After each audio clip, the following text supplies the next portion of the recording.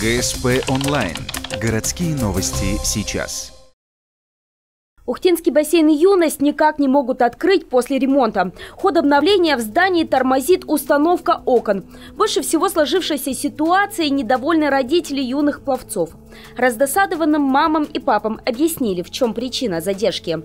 Оказывается, ухтинцев подвел поставщик стеклопакетов. Мало того, что само стекло ждали из Беларуси, так еще и склеивание их в стеклопакеты 2 раза переносил завод в Перми. Первый раз на конец октября из-за обслуживания своего оборудования. Приходит 25 октября, стеклопакетов нет. Я выезжаю на завод в Пермь, получаю следующее письмо о том, что стеклопакеты будут изготовлены, первая партия 20 ноября, вторая 27 ноября.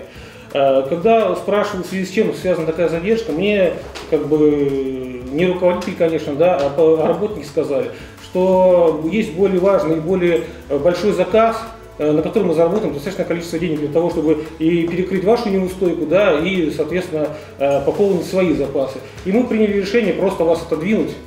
Из-за этого решения пермского завода дети-спортсмены просто не могут заниматься в полную силу.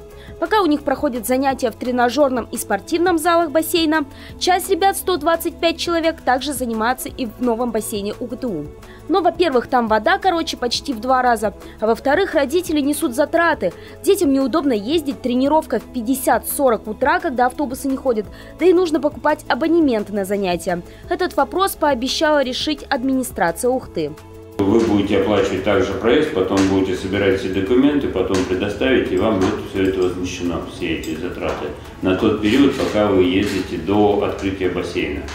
Поэтому на сегодняшний день нужно список детей, в каких местах их забирать, потом будет выстроен маршрут, этот автобус будет возить, там дожидаться детей, обратно садиться, дети садятся и обратно развозят домой.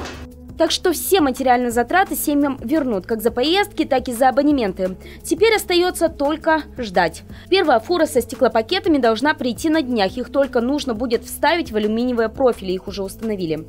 Также генподрядчик пообещал отремонтировать за свой счет и ванну бассейна. После всей грязной работы несколько дней потратят на уборку и набор воды, который занимает порядка 3 суток. По новым прогнозам, плавать в «Юности» начнут 15 декабря, то есть ровно на 2 месяца позже ранее запланированного.